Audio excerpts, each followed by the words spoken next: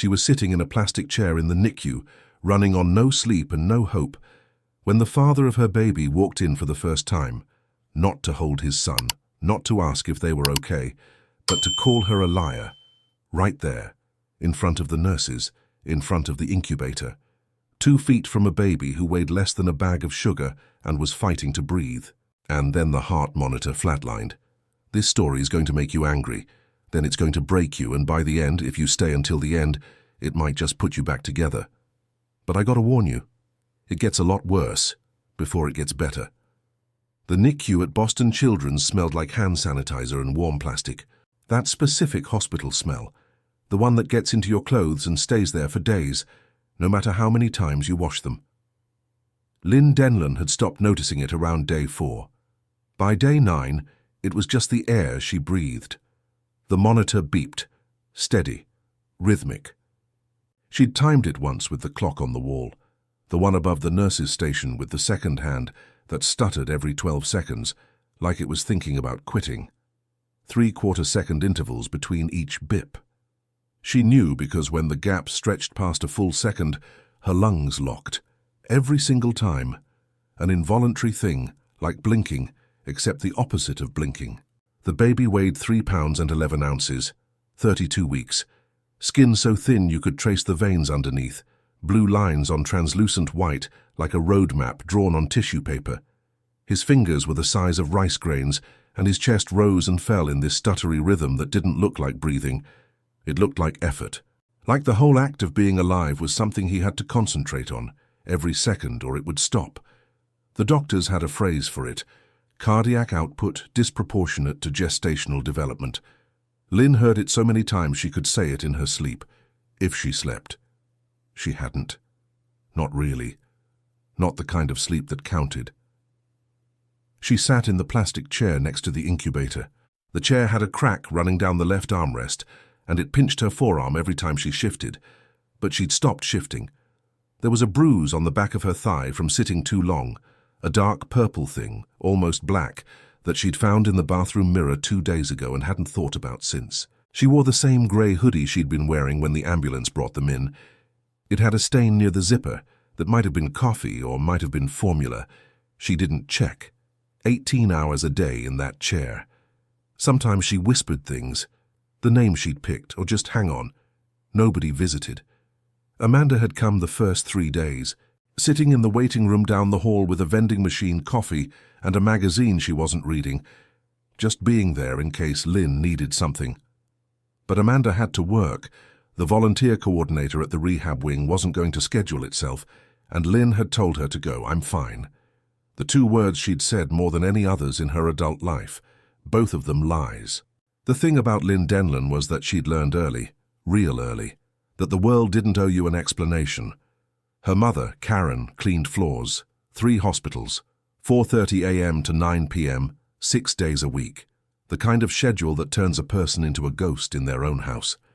Lynn learned to make dinner by age 8, Kraft mac and cheese, the kind in the blue box, because that's what they could afford, and because an 8-year-old can boil water if she's careful.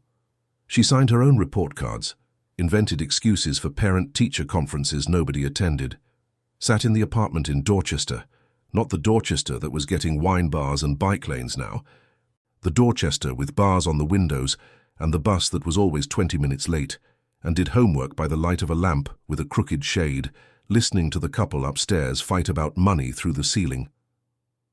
Karen died at 49, cardiac arrest, right there in the hallway of the Massachusetts General, pushing her cleaning cart. One of the nurses who tried to resuscitate her told Lynn afterward that Karen was still holding the mop cloth when they got to her. Like the body gave out, but the hands didn't get the message. Lynn was 19. She didn't cry at the funeral. She cried 3 weeks later, alone on the bathroom floor of the apartment she now had to pay for entirely by herself. The tile was cold. The faucet dripped. She stayed there until her legs went numb, then got up and went to work. Her father was a blank space. Karen said he left before the birth. No note, no call, just gone. Like he'd done the math and decided that this woman and this unborn daughter didn't add up to a reason to stay. Lynn carried that like a splinter in her chest. Not the kind you can pull out. The The kind that works its way deeper over years until you forget it's there, and then suddenly it shifts and you feel it again, sharp and specific, and you think, oh, right, that. It colored everything. Every boyfriend who pulled away, every friendship that cooled, every promise that dissolved like sugar in rain.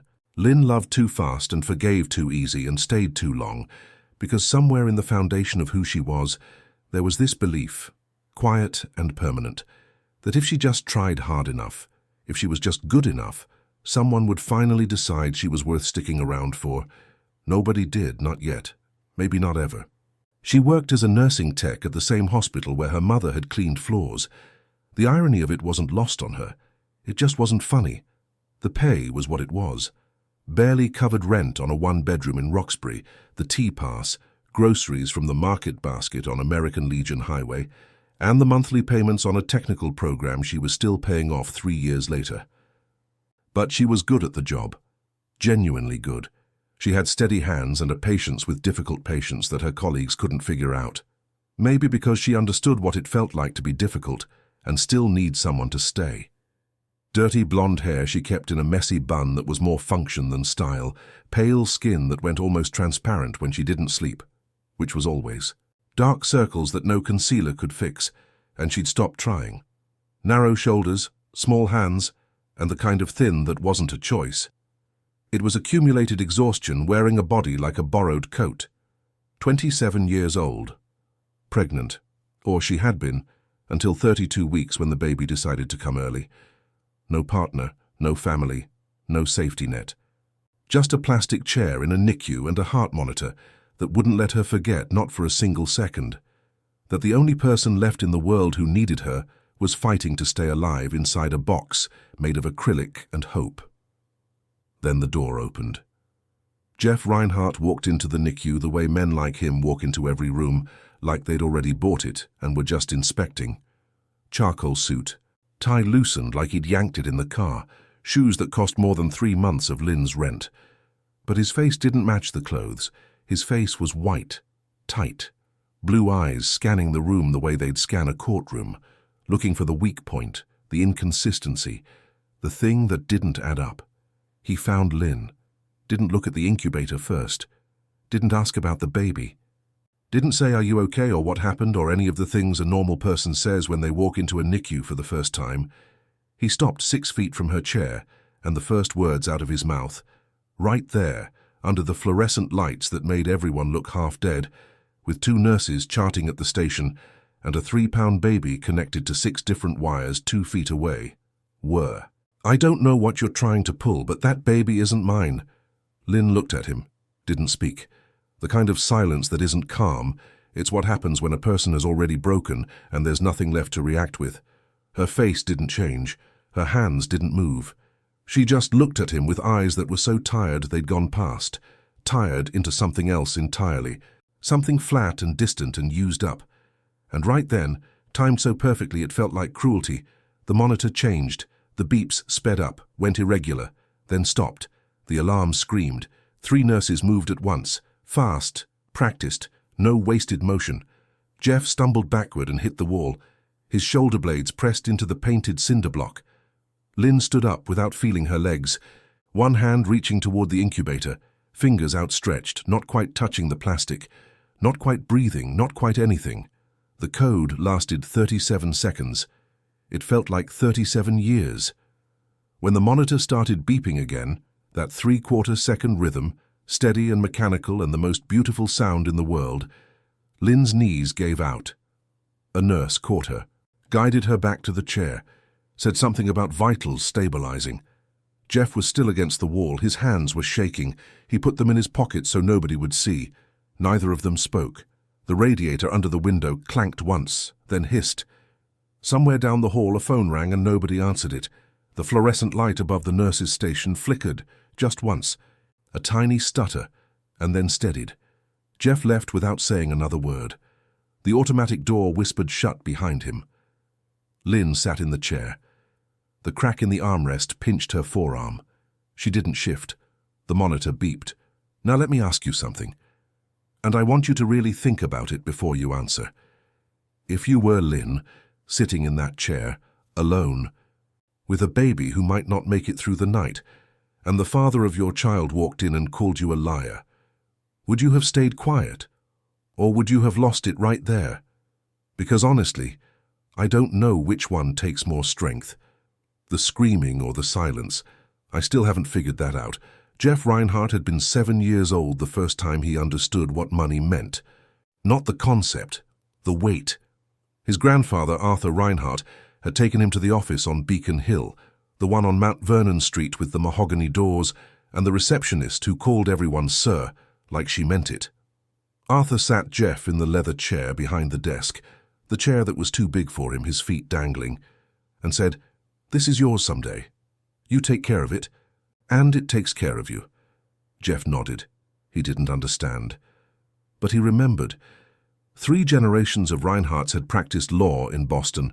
The firm, Reinhardt, Caldwell and Associates, occupied a brick townhouse that had been in the family since 1961, back when Beacon Hill was old money and proud of it.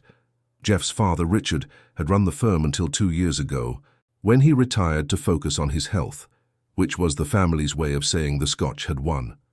Richard now lived in a house in Chatham on the Cape, played golf badly, and called Jeff on Sundays to talk about nothing for exactly 12 minutes. Jeff was 34. Dark brown hair cut short and precise, blue eyes that people described as intense, which was a polite word for cold. Square jaw, broad shoulders, the kind of build that came from a gym membership at the Beacon Hill Athletic Club, and the discipline to use it 5 mornings a week. He wore suits the way other people wore skin, like he'd been born in them. Handsome in the way that doesn't invite you closer. Handsome in the way that tells you, before a single word is spoken, that you probably can't afford what you're looking at. He lived alone in a condo on Brimmer Street. Hardwood floors, exposed brick. A kitchen he barely used because he ate most meals at the bar at number 9 Park, or ordered from the Thai place on Cambridge Street that always got the pad C EW right. The condo was clean in a way that had nothing to do with tidiness and everything to do with absence. No photographs on the walls, no books on the nightstand, no evidence that a human being with a history actually lived there. Just furniture and silence and the persistent hum of a refrigerator that was always slightly too loud. He kept people at a distance. Not the polite distance of someone who valued privacy, the calculated distance of someone who'd decided, with full awareness, that closeness was a liability. Women came and went, a dinner at Menton, sex at the condo, a brunch on Sunday morning that was really just a polite prelude to the conversation. This was great, but I'm not looking for anything serious. They usually took it well. Some didn't. It didn't matter either way because by Monday Jeff had already moved on, not emotionally, because there was nothing emotional to move on from but logistically. Delete the texts, clear the calendar, next. It worked. For 2 years it worked. The thing Jeff never told anyone, not his mother, not his therapist, not the 3 friends who were close enough to drink with but not close enough to know anything real, was about Eric. Eric Matthews. Half-brother, son of Richard's first marriage, the one nobody talked about at Thanksgiving. Eric was 5 years older than Jeff, which meant they'd never been close the way brothers who grow up in the same house are close. More like cousins who shared a father and an awkward tension at family events. Eric had his mother's last name, his mother's temper, and his mother's talent for making every room feel like it was about to catch fire. 2 years ago, Eric died on the I-93 at 2 in the morning, drunk, 100 miles an hour in a 60 zone. His girlfriend, Danica, was in the passenger seat, 6 months pregnant. Eric died on impact. The steering column crushed his chest before the airbag deployed. Danica survived with a shattered pelvis and 4 broken ribs. The baby didn't survive at all. Jeff got the call at 3:12 a.m. He was awake, couldn't sleep, which happened more than he admitted, sitting in the dark in his living room with a glass of water and his phone on the coffee table. The screen lit up. Massachusetts General. He knew before he answered. Not what exactly, but the shape of it, the dread. That specific frequency of knowing that the next 30 seconds are going to rearrange everything. He got to the hospital before his mother, before anyone. And the first thing he did, before crying, before processing, before any reaction a normal human being would have, was call Mark Hoffman. Hoffman was the family's fixer, not a criminal lawyer. Nothing that dramatic. A civil attorney who specialized in what the Reinhardts called containment, settlements, NDAs, the quiet architecture of making problems disappear from public view. Hoffman was 61, bald, and had a voice like gravel. He'd handled the family's problems since Jeff was in high school. He picked up on the second ring. Jeff told him the facts. No emotion, just data. Hoffman said, "I'll be there in 40 minutes." And he was. Within 72 hours, the accident was contained. Danica's family received a settlement. The amount was never disclosed and never would be. The police report was filed clean. The press covered it as a single-vehicle fatality on I-93. 3 lines in the metro section of the Globe. No names, no photo. Buried between a weather update and a piece about construction on the Green Line extension. Jeff reviewed every document, every signature, every comma, turned his half-brother's death and the loss of a baby who never breathed into a legal operation so precise it could have been taught in a law school seminar. And then he locked it all away. The guilt came later. Not immediately. Jeff didn't do immediate. It came in fragments over months. A dream where Eric was standing in the doorway of the office, smiling, holding a baby that didn't have a face. A moment in traffic when Jeff saw a pregnant woman crossing the street and had to pull over because his vision blurred and his chest felt like someone was standing on it. The realization, at 3 in the morning on a Tuesday, that he'd been so efficient in erasing Eric's death that he'd never actually grieved it. He'd just managed it. Like a case, like a file, like one more thing on the desk that needed to be closed and put away. Eric had a daughter from a previous relationship. Corbett, 6 years old now. She lived with Eric's ex in Worcester. Jeff visited every couple of months. Brought presents he always left in the car because he couldn't handle the way Corbett looked at him. With Eric's eyes, the same shade of brown, full of a trust he didn't deserve, and a resemblance he couldn't stand. The night it happened, the night that started everything, was a charity gala at the Four Seasons. October, one of those Boston evenings in early fall when the air finally lets go of the humidity and everything smells like cold leaves and exhaust and the faint sweetness of something dying. The gala was for Children's Hospital, ironic given what would come later, and the ballroom was full of the usual faces. Beacon Hill money, Back Bay money, the kind of people who wrote 5-figure checks and called it giving back, while a string quartet played Vivaldi and the champagne cost $200 a bottle. Jeff was on his 4th glass, which was 2 more than his usual maximum, and 1 more than he could handle without the edges going soft. He'd come because his mother, Jill, had insisted, "The family needs to be seen." Jeffrey, and because saying no to Jill Reinhardt required more energy than just showing up and smiling for 3 hours. Lynn was carrying a tray of crab cakes. She was working the event through a temp agency. Black pants, white shirt, hair pulled back. She'd been on her feet since 3 p.m. and it was almost 11. Her shoes were killing her, the cheap black flats from Target that she'd bought specifically for serving gigs because they looked acceptable from a distance and cost $14. Her feet were throbbing. Her lower back ached. She wanted to go home, eat leftover pad thai from the container, and fall asleep on the couch with the TV on because the silence of the apartment was worse than the noise. She didn't notice Jeff. Not at first. He was just another suit at another table. She set down the tray, rearranged the crab cakes that had shifted, and turned to leave. "Those are terrible." She stopped, turned back. Jeff was looking at the crab cakes with the expression of someone who'd been personally offended by seafood. "I'm sorry. The crab cakes, they're terrible. I've had 3. Lynn stared at him. "If they're terrible, why'd you have 3? "Because the champagne is good, and I've stopped making responsible decisions." She laughed. Not the practiced laugh she used with difficult patients. A real one, short, surprised, the kind that escapes before you can stop it.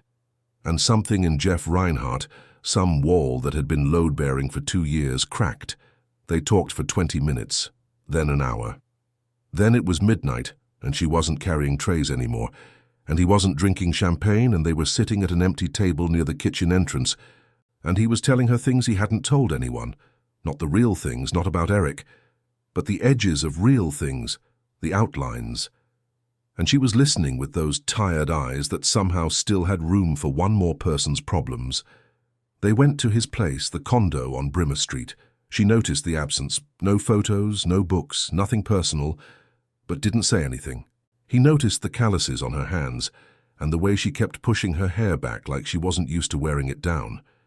Neither of them said anything important. They didn't need to. The night did what nights like that do. In the morning, he was gone.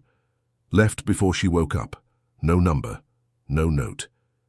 The sheets on his side were already cold. Lynn lay there for 10 minutes, staring at the ceiling of an apartment she'd never see again, and thought, right, of course. She got dressed, found her shoes by the door, let herself out. The tea was running late. It was always running late. She stood on the platform at Charles MGH, feet aching in those $14 flats, and waited. A busker was playing something on a guitar at the far end of the platform. She couldn't make out the song. Her phone buzzed. A text from Amanda. How was the gig? Lynn typed, fine. Deleted it. Typed, I'll tell you later. She didn't tell her later. She didn't tell anyone.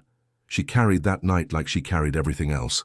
Quietly, alone, pressed against her ribs where nobody could see it. 6 weeks later, the pregnancy test came back positive. She sat on the bathroom floor, same bathroom where she'd cried after Karen died, and stared at the 2 lines until they blurred. The faucet dripped. The upstairs neighbors were arguing again. Somewhere outside, a car alarm went off, and nobody turned it off. 2 lines. She kept staring. The faucet dripped. You know what gets me about this part? It's not that he left. Men leave. That's not news.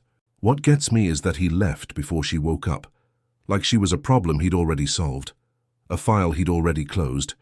And the worst part, the part that really keeps me up at night when I think about this story, is that Lynn wasn't even surprised.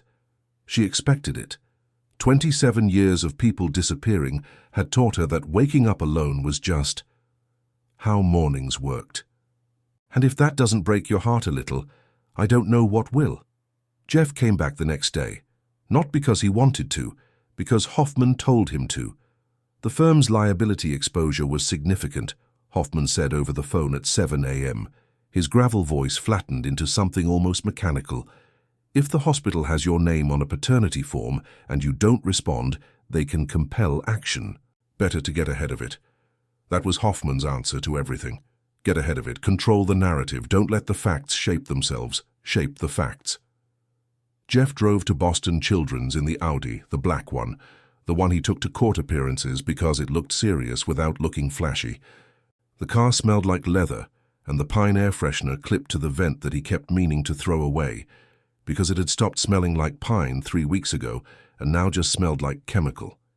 He had a folder on the passenger seat. Inside, a formal request for a DNA paternity test, drafted by Hoffman at 5:30 that morning, printed on the firm's letterhead. The language was clinical, precise. It referred to the baby as the minor child, identity to be determined pending verification of biological relationship. 3 pounds and 11 ounces, reduced to a clause in a legal document. When he walked into the NICU this time, it was different, quieter. The shift had changed. The morning nurses moved slower, talked softer. The lights were the same, though, always the same. That flat, bleached fluorescent white that erased shadows and made everyone look slightly ill. Lynn was in the chair, same hoodie. She had a paper cup of coffee balanced on the armrest, the vending machine kind, the one that tasted like hot water with a rumor of beans. It had gone cold. She could tell because the surface had that dull film that coffee gets when it sits too long, and there was no steam. She'd bought it 2 hours ago, hadn't taken a sip. She saw Jeff before he said anything. Her eyes tracked him from the door to the middle of the room. She didn't speak, didn't move, just watched him the way you watch a weather system rolling in. No point in arguing with it. No point in running, just wait and see what it does. Jeff held out the folder. I need you to sign this. Lynn looked at the folder, then at him. What is it? Paternity test. DNA sample from the baby, DNA sample from me. Results in 72 hours. She took the folder, opened it, read the first paragraph. The language, the minor child, identity to be determined, landed on her like a slap, but her face didn't change. She'd been slapped before, by life, if not by hands. She knew how to take it. "You got a pen?" Jeff blinked. He'd expected pushback. Tears, maybe. Anger, probably. A speech about how she didn't need to prove anything to him. How dare he? Who did he think he was? He'd rehearsed responses to all of those in the car. He had nothing prepared for "You got a pen." He handed her one, the Mont Blanc from his breast pocket. She signed without reading the rest, not because she was careless, but because she was too tired to care about the details of a document designed to verify something she already knew. The pen was heavier than she expected. She handed it back. "There." Jeff took the folder, stood there. The moment stretched, awkward and shapeless. He looked at the incubator, really looked for the first time. The baby was on his back, arms spread, fingers twitching slightly. The ventilator tube taped to his face looked enormous against features that small. The monitor kept its steady rhythm, unbothered, mechanical, indifferent to everything happening around it. "What's—" Jeff stopped, cleared his throat, started again. "What did the doctors say about the condition?" "Congenital heart defect." Lynn's voice was flat, reciting. "Ventricular septal with possible aortic complications. They're monitoring. They won't know the full picture until he's bigger, if he gets bigger." Jeff nodded. The information settled into the part of his brain that processed facts, the lawyer part, the part that was always running, always organizing, always filing. But underneath that, in the part he kept locked, something else was happening. Something that felt like standing on ice and hearing the first crack. He left, didn't say goodbye, just walked out. 72 hours later, the results arrived. Jeff opened the envelope at his desk in the office on Mount Vernon Street. The desk that had been his grandfather's, then his father's, then his, mahogany, leather blotter. A lamp with a green glass shade that had been there since before Jeff was born. The room smelled like old wood and the faint ghost of Richard's Scotch, which had soaked into the desk drawers over decades and would probably never come out. 99. 97% probability of paternity. He read it 3 times. The numbers didn't change. He put the paper down, picked it up, put it down again. Then he pushed back from the desk, stood, walked to the window that overlooked the narrow cobblestone street below, and stood there while a woman walked a golden retriever past the building and a delivery truck double-parked in front of the antiques shop across the way. The baby was his. He drove to the hospital, parked in the same spot in the garage, sat in the car for 40 minutes this time. The engine was off, but the radio was on. WBR, something about a school committee meeting in Cambridge. A voice he wasn't listening to filling the space so he didn't have to think. His hands were on the steering wheel again. He looked at them. Long fingers. His mother's hands, not his father's. The same hands that had signed the NDAs after Eric's death. The same hands that had shaken Danica's father's hand after the settlement was finalized. A handshake that felt like a transaction, and was. He thought about Eric, about the baby who died on the I-93 without ever being born, about how he'd spent 72 hours processing that tragedy with the efficiency of a case file and 2 years not processing it at all. And now there was another baby, his baby, in an incubator in a NICU with a heart that didn't work right and a mother he'd left without a note. Jeff turned off the radio. The silence in the car was enormous. After the DNA results, something shifted. Not dramatically, not cleanly, the way things shift in stories. It was messier than that, incremental. Jeff started showing up, every 2 or 3 days at first, then every day. He'd arrive around 9 in the morning, wearing different versions of the same outfit, slacks, button down, no tie, and he'd sit in the NICU for an hour, sometimes 2, in the chair on the opposite side of the incubator from Lynn. They didn't talk, not about anything real. He'd ask the nurses about the baby's numbers, oxygen saturation, heart rate, weight, using that legal voice, that I'm collecting data voice, as if the baby were a deposition he was preparing for. Lynn ignored him. Not aggressively. She didn't have the energy for aggressive. She just existed around him, adjusted the baby's blanket with that impossible gentleness, whispered things Jeff couldn't hear, held the baby's hand through the port in the incubator, 2 fingers cradling a fist the size of a walnut, and sat there hour after hour in a silence that wasn't peaceful. It was endurance. Jeff brought coffee, Dunkin', medium regular because he didn't know how she took it and regular seemed safe. He left it on the counter near the nurse's station without saying who it was for. Lynn drank it without saying thank you. The nurses watched this and said nothing. On the 5th day of this strange, silent arrangement, the baby's heart stopped again. The 2nd time. Shorter than the first, 19 seconds, and the team had him back before Lynn even made it out of the chair. But 19 seconds is 19 seconds when it's your kid. Jeff wasn't there for that one. He was in the parking garage walking toward the elevator when he heard the alarm through the concrete walls. He ran, got to the NICU door just as the alarm cut off. A nurse he didn't recognize told him everything was stable. Jeff stood in the hallway for 10 minutes afterward, hands braced on his knees, breathing like he'd sprinted a mile. He didn't leave that night. Deborah, the NICU nurse, who'd been there 11 years, who'd known Lynn since she started at the hospital, was the first one to break the unspoken agreement that nobody was going to acknowledge whatever was happening between the man in the expensive shoes and the woman in the grey hoodie.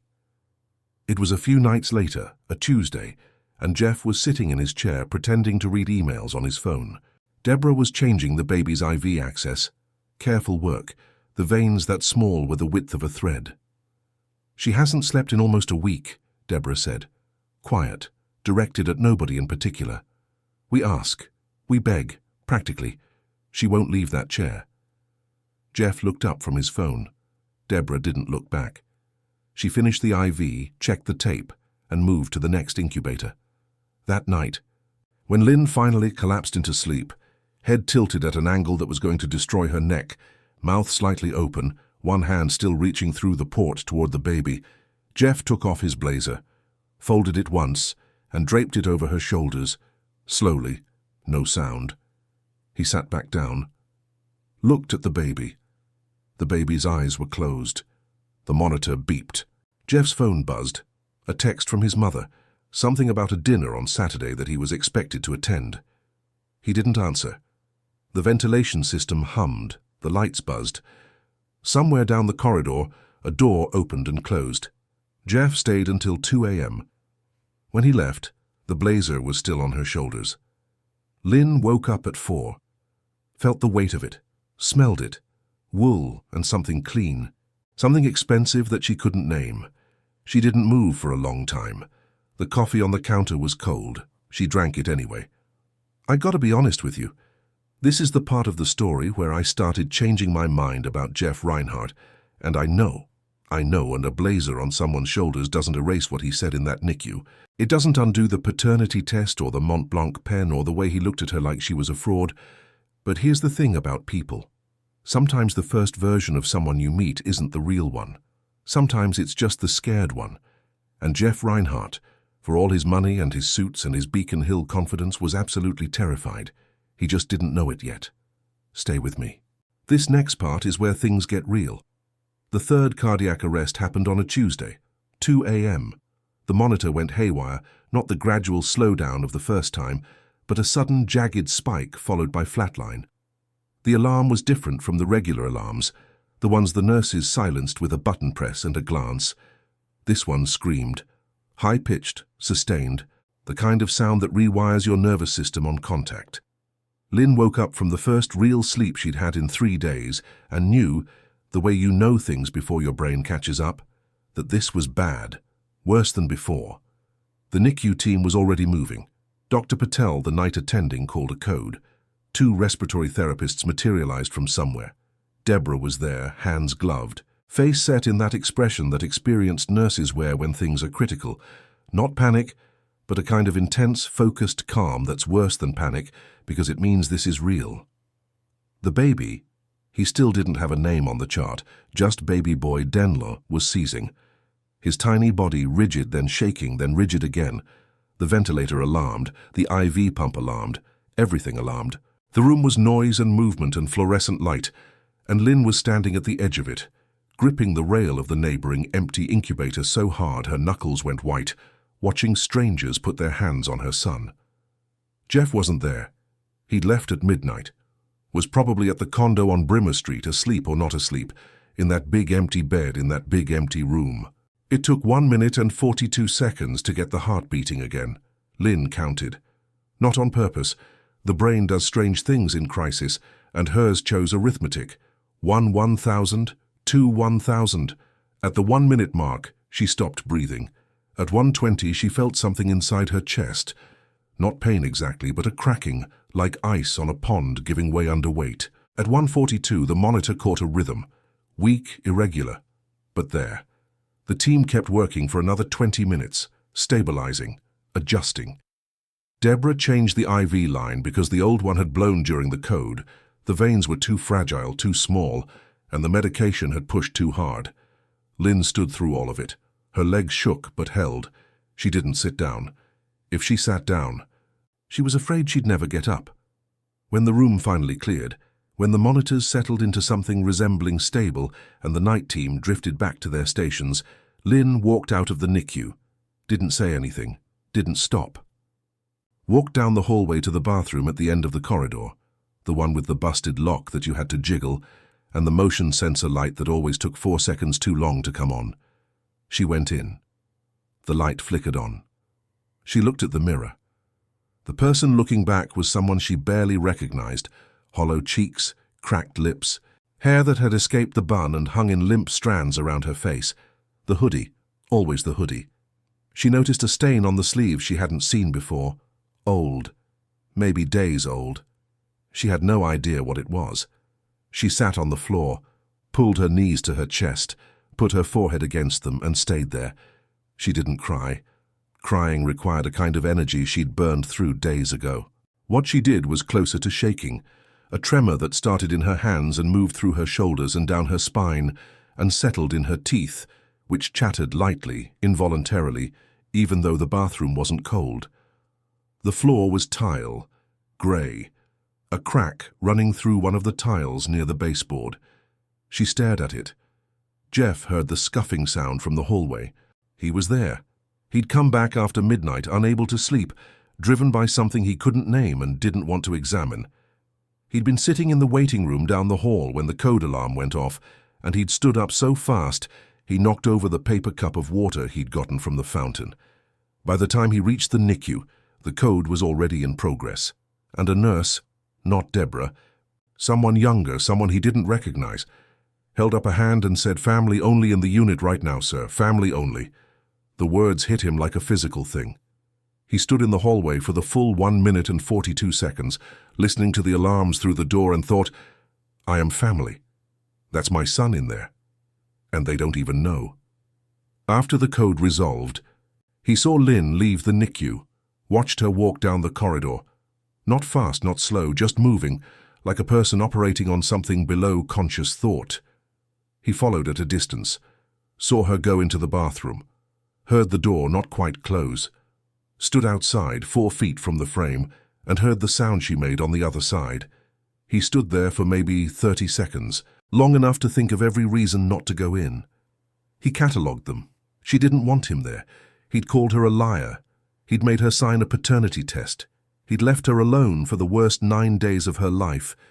He was, by every reasonable measure, the last person on earth she'd want sitting next to her on a bathroom floor at 3 in the morning. He went in anyway. The door pushed open. Lynn didn't look up. Jeff lowered himself to the floor, carefully the way a man in a $2,000 suit sits on a tile floor, which is to say badly, and settled against the wall next to her, not touching. Close enough that she could feel the warmth of another body, but far enough that she could pretend he wasn't there if she needed to. Neither of them spoke. For a long time. The bathroom light buzzed. The vent above them pushed air that smelled like recycled nothing. Then Lynn started talking, low, directed at her knees, not at him. Like she was telling the floor a secret, and he just happened to be in the room. She told him she'd almost not had the baby, that when the pregnancy test showed 2 lines, sitting on the bathroom floor in Roxbury, the same floor where she'd cried after Karen died, her first reaction wasn't joy, it was terror. Not because she didn't want a child, because she was convinced she didn't deserve one, because everything in her life had proven that she wasn't enough to keep anyone around. And what kind of mother would she be if her own kid figured that out someday? If her own kid looked at her and decided, the way her father decided, the way every man she'd ever loved decided, that she wasn't worth the effort of staying. She'd driven to a clinic in Brookline, sat in the parking lot for 45 minutes with the engine running and her hands on the steering wheel and the radio off. A woman came out of the clinic, got in the car next to hers, and sat there doing the same thing Lynn was doing, staring straight ahead, hands on the wheel, deciding. Lynn watched her for a while. Then she turned off the engine, drove home, and made an appointment with an OB instead. She never went back to the clinic parking lot, but she thought about it. Some nights, lying awake in the dark, she thought about it and felt the guilt like a rock on her chest. Jeff listened to all of it without moving. When she finished, when the words ran out and the silence settled back in, heavier than before, he was quiet for a long time. Then he told her about Eric. He told her everything. The call at 3:12 a.m., the drive to the hospital, calling Hoffman before calling his mother, the settlement, the NDAs, the way he'd turned his brother's death into a filing system, organized, labeled, archived, how efficient he'd been, how proud he'd been of that efficiency at first, before he realized that efficiency wasn't grief. It was avoidance wearing a suit.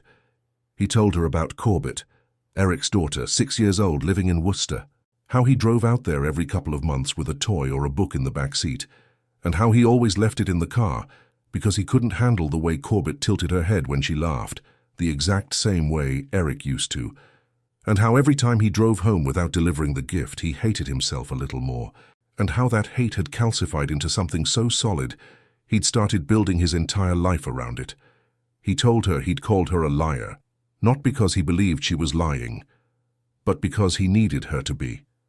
Because if the baby was his, then he'd done the exact thing he'd sworn he would never do, brought someone into the world recklessly, without thinking, the way Eric had, and no NDA could make that disappear. The bathroom light buzzed. The crack in the floor tile caught the fluorescent glare. Lynn's shaking had stopped. Jeff's hands, resting on his knees, were still. She turned her head slightly, looked at him for the first time since he'd sat down. His eyes were red, not crying, but the edge of it. The held-back version. The version men like him allowed themselves. She didn't say anything, he didn't either, but something in the space between them, that careful, measured distance he'd been maintaining since the first day, got smaller. Not by much. An inch, maybe. But enough. The vent hummed. The light buzzed. They sat there until the sky outside the small window near the ceiling started turning grey. Can I tell you something? I've told a lot of stories, a lot. And the thing that always hits me hardest isn't the big dramatic moments, it's the small ones. It's two people sitting on a cold bathroom floor at 3 in the morning, not touching, not fixing anything, just being there. That's it. That's the whole thing. Lynn spent her entire life believing she wasn't enough for anyone to stay. And Jeff spent 2 years running from anything that might make him feel something. And here they are, on a tile floor, in a hospital bathroom that smells like disinfectant, saying the things they've never said out loud, and neither one of them is leaving. If that's not something, I don't know what is, but don't get comfortable, because what happens next almost destroys everything. 9 days. That was how long the truce lasted. 9 days of something that wasn't peace. Peace was too generous a word, but was at least the absence of war. Jeff brought coffee every morning. Dunkin', medium regular. Lynn drank it. Sometimes he brought a muffin too, the blueberry kind from the place on Brookline Ave that was actually decent. And he'd leave it on the counter next to the coffee without comment. She'd eat half and leave the other half, and the next morning it would be gone because Deborah had taken it to the break room. They talked, in small doses. Not about the bathroom floor. Neither of them mentioned that, like it was something they'd agreed to keep outside of daylight hours, but about other things.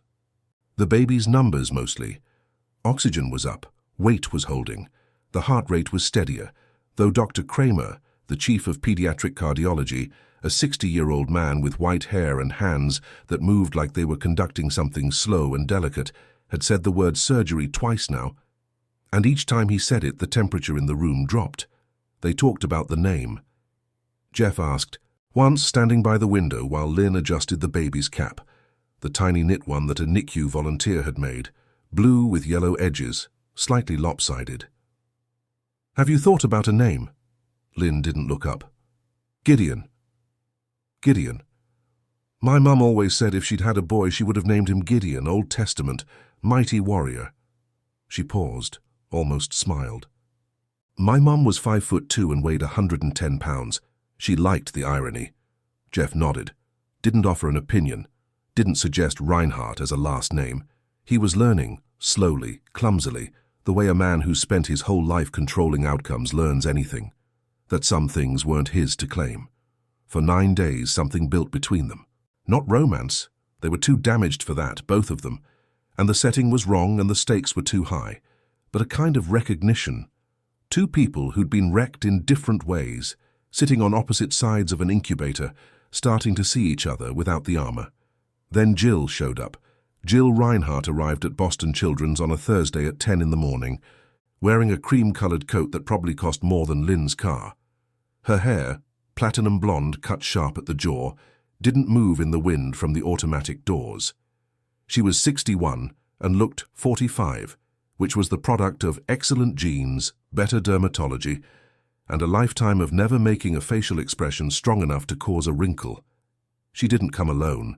Hoffman was with her. He looked exactly the way you'd expect a man whose entire career was built on making ugly things disappear to look, pressed, polished, and completely unbothered. He carried a leather portfolio that matched his shoes, and he walked 2 steps behind Jill like a man who knew exactly whose name was on the checks. They didn't go to the NICU. They went to a conference room on the 3rd floor, the one the hospital used for family meetings and bad news, and they asked the front desk to call Lynn Denlon. Lynn came. She'd been in the NICU, in the chair, in the hoodie. She walked into the conference room and saw Jill sitting at the head of the table, the head like she owned it, and Hoffman with his portfolio open and his pen ready, and she understood immediately. This wasn't a visit. This was an ambush. "Please sit down, Ms. Denlon." Jill's voice was composed, warm even, the kind of warmth that has nothing to do with caring and everything to do with control. "We have a proposal we'd like to discuss." Lynn sat, not because she wanted to, because her legs were tired and the chair was there. Hoffman slid a document across the table. 10 pages. Lynn saw the letterhead, Reinhardt, Caldwell and Associates, and her stomach tightened. "The terms are straightforward," Hoffman said. $500,000. In exchange, you relinquish all parental rights. Full custody transfers to the Reinhardt family. You agree to no contact with the child and no public disclosure of the arrangement. The funds will be deposited in the account of your choosing within 48 hours of signature. Lynn looked at the document, then at Jill, then at Hoffman, then back at Jill. "You're trying to buy my son." Jill's expression didn't change. "We're trying to provide the best possible future for a child who deserves stability, resources, and a family name that opens doors. You're a nursing tech making, what, 40,000 a year? Living in a 1-bedroom in Roxbury. I'm not being cruel, Ms. Denlon. I'm being realistic." Every word was true, and every word was a knife. Lynn stood up. Her hands were shaking, but her voice wasn't. "No. I'd encourage you to take some time to—" "No." She pushed the document back across the table. The pages fanned out slightly. "I'm not signing that. I'm not selling my son. And you can take your realistic and your 500,000 and your family name and go." She left. The door didn't slam. It was one of those hydraulic doors that closed slow no matter how hard you pushed it, which almost made it worse. She wanted to slam something. Instead, she walked down the hallway and pressed the elevator button 7 times. Amanda was in the lobby. She'd driven Lynn to the hospital that morning. She'd been doing that all week, showing up at the apartment in Roxbury at 7 a.m. in her 12-year-old Honda Civic that smelled like air freshener and fast food wrappers, saying, "Get in?" "I got coffee." She always waited downstairs while Lynn was with Gideon. Read magazines, drank bad coffee, just stayed. Amanda saw Lynn's face coming out of the elevator, and stood up from the plastic chair she'd been sitting in, the magazine she'd been pretending to read dropping to the floor. "What happened?" Lynn told her. "All of it. The conference room. Hoffman. The document. Jill's voice. The money." Amanda listened with her arms crossed and her jaw getting tighter with each sentence. When Lynn finished, Amanda said quietly, with the kind of certainty that came from having survived things that should have killed her, "You don't sign anything. Not while I'm alive." What followed was war. Hoffman filed a petition for emergency custody evaluation. The arguments were surgical. Documented financial instability. No extended family support network. Residence in a zip code that correlated with elevated risk factors. History of untreated depressive episodes, which wasn't in any medical record, but Hoffman had a way of framing questions to evaluators that planted seeds without saying anything actionable. Each point was technically accurate. Each point drew blood. The judge assigned to the preliminary hearing was Holden, Arthur Holden, whose name appeared on the Reinhardt Foundation donor rolls going back 12 years, whose daughter had interned at the firm the summer before law school. Lynn didn't know this yet, but she would. Jeff found out about the custody filing from Hoffman, not from Jill, which told him everything about where he stood in his own family's chain of command. Hoffman called to keep him informed, using the same neutral tone he used for all family business, and Jeff listened while sitting at his grandfather's desk and feeling for the first time in his life like the mahogany and the leather blotter and the green glass lamp were closing in on him. He called his mother. Jill answered on the first ring, which meant she'd been expecting the call. "Mom, what the hell are you doing?" "I'm protecting this family, Jeffrey. The same thing I've always done. By taking her kid away. By ensuring that child has a future, something that woman can't provide. Her name is Lynn." Silence. 2 seconds. "I see. Call it off." "No." "Mom, this conversation is over, Jeffrey. When you're ready to think clearly, we'll talk." She hung up. Jeff sat at the desk. The lamp hummed. The radiator clanked. The old building had radiators that sounded like someone tapping a wrench against a pipe. He looked at his hands, his grandfather's desk under them, his father's lamp above them. 3 generations of Reinhardts, all sitting in this same spot, all making the same calculation. Protect the name, contain the damage, pay whatever it costs. He thought about Eric, about Danica's father shaking his hand after the settlement, about the way that handshake had felt, firm, brief, transactional, about how he'd driven home afterward and sat in the parking garage of his building for 20 minutes because he couldn't get out of the car, couldn't make his legs work, just sat there with the engine off and the dashboard lights fading to black. He was doing it again. He was watching it happen again. Different names, same playbook, same result. Lynn was scheduled to visit Gideon the next evening. She timed her visits now, arriving after Jeff left, leaving before he came back. They hadn't spoken since the custody filing. She didn't trust herself to speak, didn't trust what would come out, but Jeff was there when she arrived, standing in the corridor outside the NICU, not inside, like he was waiting, like he'd been waiting for a while. Lynn stopped, 10 feet away. The corridor was empty. The vending machine at the end hummed. A fluorescent tube above them flickered once, then held. "You knew," she said, not a question. "Not before it happened, but after." "Yes." "And?" Jeff looked at her.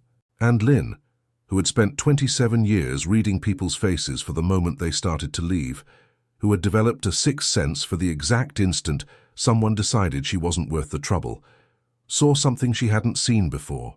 Not guilt, not pity, something closer to exhaustion, the kind that comes from fighting yourself and losing. "I'm not going to let it happen," he said. "I told my mother, I told Hoffman. I'll testify against the petition if I have to." "Why?" He opened his mouth, closed it, ran a hand through his hair. And it was messy, she noticed, for the first time since she'd met him. Actually messy, like he hadn't looked in a mirror, like he'd stopped caring about the way it looked. A coffee stain on his shirt cuff, wrinkled collar. He looked like a different person. Or maybe he looked like himself. "Because you're his mother, and I'm not going to be the reason he loses you. Lynn stared at him for a long time. The vending machine hummed. Somewhere on another floor, an elevator dinged. "I don't need you to save me, Jeff. I know. I'm serious. I spent my whole life trying to convince people to stay. My dad, my mom, who worked herself to death and was never home enough for me to feel like she actually stayed. Every man I ever loved. I'm done. I'm not going to fight for you to choose me. Not ever." "I know," he said again, quieter. "So if you're going to be here because you decided to be here, not because you feel guilty, not because Hoffman told you the liability exposure is significant, because you actually want to." Jeff didn't answer right away. The corridor stretched in both directions, one way toward the NICU, the other toward the elevator bank and the exit. He looked at both.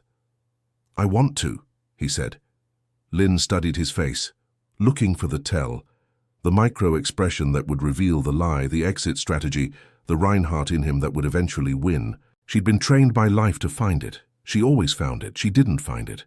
She didn't smile, didn't move toward him, just nodded, once, and walked past him into the NICU. Jeff stood in the corridor for another minute, then followed her in. Inside the NICU, the baby was awake, eyes open, that deep, unfocused blue staring at nothing and everything. The monitors hummed their steady rhythm. And for the first time, both chairs on either side of the incubator were occupied. Look, I'm not going to pretend this is the part where everything gets fixed. It's not. Lynn didn't forgive him in that hallway. She didn't fall into his arms. She didn't even smile. She walked past him. That's it. But she let him follow. And after everything, after the liar comment, after the DNA test, after his mother tried to buy her son for $500,000, letting him follow was probably the bravest thing Lynn Denlin ever did, because it meant she was choosing to trust one more time. Even though every single time before, trust had cost her. That takes guts, real guts, the kind you can't buy on Beacon Hill. Epilogue. 14 months later. The apartment was in Somerville. Not Beacon Hill, not Roxbury, somewhere in between, which felt right. A 2-bedroom on Elm Street, second floor of a triple-decker with a porch that needed painting, and a landlord who answered texts within the hour, which in Boston was practically a miracle. The rent was manageable because Jeff was paying half. Not because Lynn had asked, but because he'd set up an automatic transfer the week they signed the lease together. And she'd decided, after 3 days of arguing about it, that this wasn't a hill worth dying on. The kitchen had yellow cabinets, old ones, original from the 70s probably, the kind of yellow that had faded into something almost charming. There was a crack in the ceiling above the stove that nobody was going to fix anytime soon. The dishwasher worked, but sounded like it was grinding rocks, so they ran it at night when they couldn't hear it over the traffic on Elm Street. The living room had a couch from IKEA that Jeff had assembled wrong the first time, 2 hours, 4 YouTube videos, and a whispered string of profanity that Lynn pretended not to hear from the bedroom, and a rug from Target that was already stained because Gideon had entered the phase of life where everything went on the floor. Gideon was 14 months old, walking now, or doing his version of walking, which was more like a controlled fall in a forward direction, hands out, knees bending at wrong angles, face set in an expression of total concentration. He had Lynn's nose and Jeff's eyes. Blue, that specific Reinhardt blue that looked cold on Jeff and looked enormous on a toddler. His hair was coming in sandy, somewhere between Lynn's dark blonde and Jeff's brown, and it stuck up in the back no matter what they did. The heart was good. That was the main thing. Doctor. Kramer had made the referral himself, called a colleague at Johns Hopkins, a pediatric cardiac surgeon named Okafor, and told him this was the one he wanted him to take. The surgery in Baltimore lasted 6 hours and 23 minutes. Okafor had hands that didn't shake, and a voice so calm it could have talked you through a building collapse. He repaired the ventricular septal defect. Gideon would need checkups, annual echocardiograms, possibly a second procedure when he was older, but the heart beat the way it was supposed to beat now. Not too fast, not too hard, just right. The pediatric cardiologist at Mass General, the one they saw every 4 months, had said at the last appointment, "He's doing beautifully," and Lynn had sat in the exam room holding Gideon on her lap, and heard those words and not cried, which she considered a victory. Jeff had left the firm. Not dramatically, no shouting match, no burned bridges, no declaration of independence.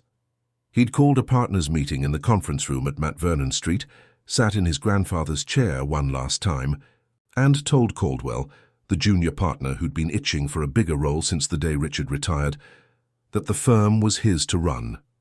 Effective immediately. Jeff would retain an advisory role for 6 months to manage the transition, and then he was done. Jill didn't speak to him for 2 months after that, which, in Reinhardt terms, was the equivalent of a nuclear strike. The silence was louder than any argument. It said, "You've betrayed everything this family built." Jeff felt it. Some nights, lying in bed in the Somerville apartment while Gideon slept in the next room and Lynn read on the couch with the TV on mute, he felt the weight of 3 generations of expectation pressing on his chest like a physical thing. But he also felt something else, something he didn't have a word for yet. Relief wasn't right, too light. Freedom wasn't right either, too clean. It was more like the sensation of putting down a suitcase you'd been carrying so long you forgot it was heavy. And your arm aches, and your shoulder hurts, and the ground feels strange under feet that were bracing for weight, but you're standing. You're standing without it. He'd started his own practice, small, 2 rooms above a bakery in Davis Square, the one on Holland Street that made the sourdough that made the whole stairwell smell like warm bread every morning. He did pro bono family law, custody cases mostly, the kind of cases Hoffman would have laughed at, the kind that didn't make money but made something else, something Jeff was still learning to value. The custody petition had been withdrawn. Jeff had called Hoffman personally and told him to file the dismissal. Hoffman had paused 3 seconds, which for Hoffman was operatic, and said, "Your mother won't be pleased." Jeff said, "I know," and hung up. Jill eventually came around. Not all the way. Jill Reinhardt didn't do all the way. But enough. She'd met Gideon once. At a lunch in the North End that Jeff had organized, with the careful precision of a hostage negotiation. Jill had held the baby at arm's length, like an artifact she wasn't sure she was allowed to touch. Gideon had grabbed her earring, the pearl one, probably worth more than Lynn's monthly grocery budget, and yanked. Jill's face had done something it almost never did. It cracked. Just a fraction, a twitch at the corner of the mouth that might have been the beginning of a smile. She gave the earring back, said, "He has your father's grip." And that was it. That was the beginning. Amanda came over every Sunday, drove up from Dorchester in the Honda Civic that now had a car seat in the back, not for her own kid, just for Gideon. Because Amanda Young was the kind of person who kept a car seat installed in her vehicle, on the off chance that she might need to pick up her best friend's son at a moment's notice. She brought takeout from the Chinese place on Dot Ave, the one with the dumplings that were actually good. And she and Lynn sat on the porch while Gideon crawled around the living room and Jeff pretended to read the globe at the kitchen table while actually listening to every word they said. Amanda didn't trust Jeff completely. She'd told Lynn this directly, on one of those Sunday nights after Jeff had gone to put Gideon down. "I like him, I do, but I'm watching. You know that, right?" Lynn had said, "I know." And Amanda had nodded, satisfied, and finished her dumpling. It was fair. Trust like that, the kind Amanda was withholding, had to be earned, and Jeff was earning it slowly in the way that actually counted, not with grand gestures or declarations. With the Tuesday night when Gideon had a fever, and Jeff drove to the CVS on Highland Ave at 11 p.m. for infant Tylenol and came back with Tylenol, Pedialyte, a pack of diapers they didn't need, and a pint of Ben & Jerry's for Lynn. Cherry Garcia, because he'd remembered her saying once weeks ago in the NICU, in a moment so small it barely registered, that it was her favorite. He didn't mention it, just left it in the freezer. She found it at 2 a.m. during one of the feeds and stood in the kitchen in the dark, eating Cherry Garcia out of the pint with a spoon while Gideon slept on her shoulder, and felt something she hadn't felt in a very long time, safe.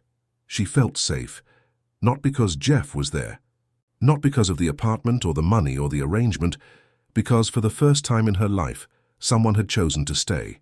Not because she'd begged, Not because she'd performed, not because she'd made herself small enough to be non-threatening. He stayed because he decided to, and he kept deciding every day in the small ways that mattered more than any legal document or settlement check. They weren't married. They weren't even officially together, not in the way that had a label. They were something in between, something that didn't have a name yet, because neither of them wanted to name it and risk jinxing it. They shared the apartment. They shared the baby. Jeff slept on the couch for the first 4 months, until one night in December, when the heat in the apartment gave out and the temperature dropped to 12 degrees outside, and the landlord wasn't answering texts anymore, and Lynn said from the bedroom doorway without looking at him, "Just get in the bed, Jeff, it's freezing." And he did. And she rolled to her side, and they lay there in the dark, not touching, not talking, while the wind rattled the windows, and Gideon slept in his crib 3 feet away. In the morning, Jeff's arm was around her. She didn't know when it had happened. Neither did he. But neither of them moved. On a Saturday in March, one of those early spring days in Boston, when the cold is still there but the light has changed softer, longer, carrying the first rumor of warmth, Lynn took Gideon to the park on Trum Field. Jeff was at the office, the one above the bakery. She had the stroller, the second-hand Graco from the Buy Nothing group in Somerville, one wheel that squeaked no matter how much WD-40 she used, and Gideon was bundled in the puffy jacket that made him look like a small blue marshmallow.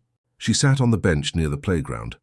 Gideon was in the stroller, pointing at a dog, a big one, a lab mix, with his whole hand, fingers spread, making a sound that was half word and half pure excitement.